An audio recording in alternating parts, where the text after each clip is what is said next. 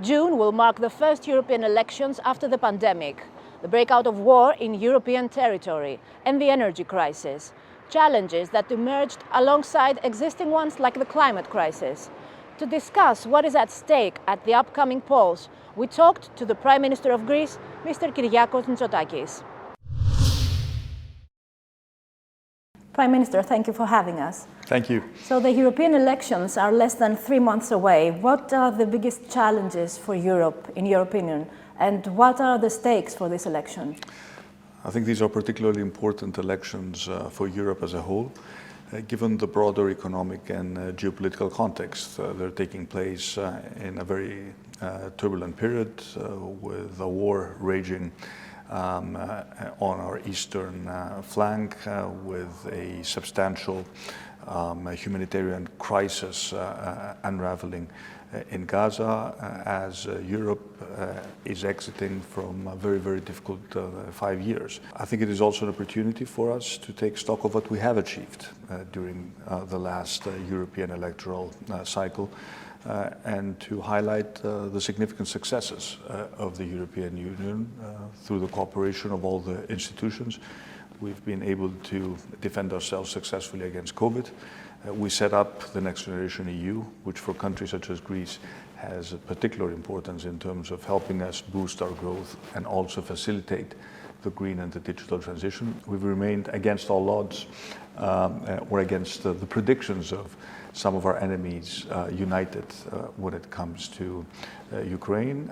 And now we need to set our sights on the next cycle and make sure that we are fit for purpose to address the new upcoming challenges. How concerned are you with louder and louder voices that are against Europe, anti-European voices? I think there will always be voices that challenge the successes of Europe, and indeed some of the, I would say, the complaints may be justified, but at the end of the day, if one looks at the overall picture, I remain firmly committed that the future of the European Union is bright and that Europe has been able to deliver for its citizens, and that is why it is important for us to make the case regarding what we have achieved, but also what we need to achieve going forward, because as you look at the next electoral cycle and the big issues that we have ahead of us, the ones that I would personally highlight are three. First of all, the need to turn strategic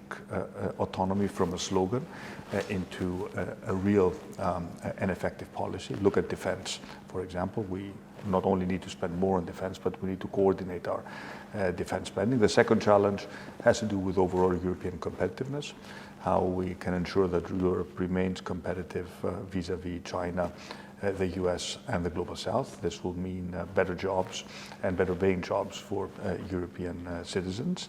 The third challenge is more specific and more sectoral. It has to do with agriculture and our farmers. At a time when food security is very high up our agenda, we need to understand that some of the steps that we took over the past 5 years regarding the green transition have put too much pressure than maybe we even anticipated on our farmers, and that we need to make sure that the green transition is executed at a speed that does not significantly impact the income of our farmers. Would you say that maybe sometimes the biggest enemy of the EU is the EU itself? Look, there are 27 of us, and I'm talking about the European Council, that gather numerous times a year in a room, and we all need to agree by unanimity. This is a process that inevitably has to take time and which also involves compromises and occasionally necessitates taking a step back in order to achieve, the common European good. That is the nature of the European Union. At the same time, as we are contemplating the European enlargement, we also need to look at ways of making our decision-making more effective. That is also going to be a complicated exercise because any change will again require unanimity and the agreement of all member states.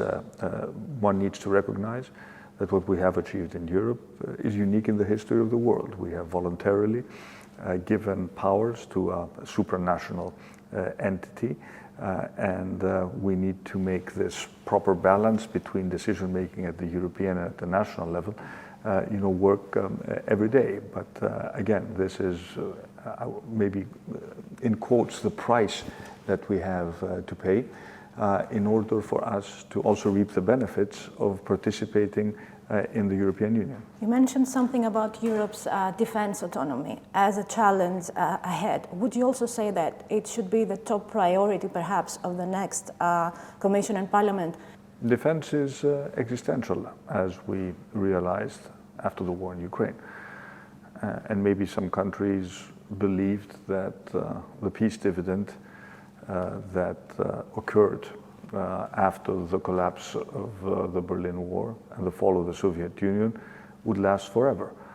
But that has proven to be a fallacy. We were never in that position because we always spend a significant amount on defense because of our particular regional geopolitical challenges. But now we understand that we all need to step up to the plate and spend more, but also spend smarter, be more coordinated, streamline our defense procurement, have maybe more European champions that can offer advanced defense solutions at a more competitive level than is currently the case.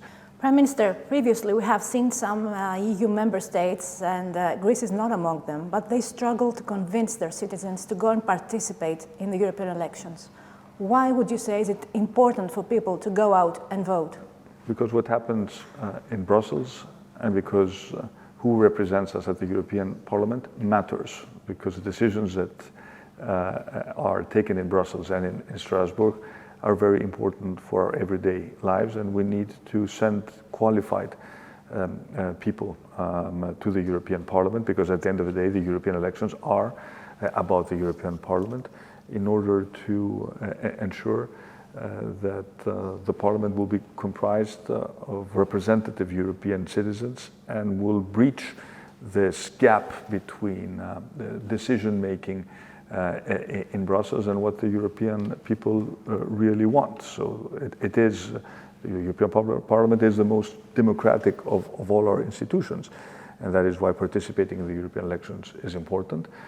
We're a staunch pro-European party, so you wouldn't expect me to say anything else. And of course, we're doing our best to mobilize people and to ensure that what traditionally is a low turnout election is going to maybe defy the trend and have increased participation. Thank you very much for this talk. Thank you.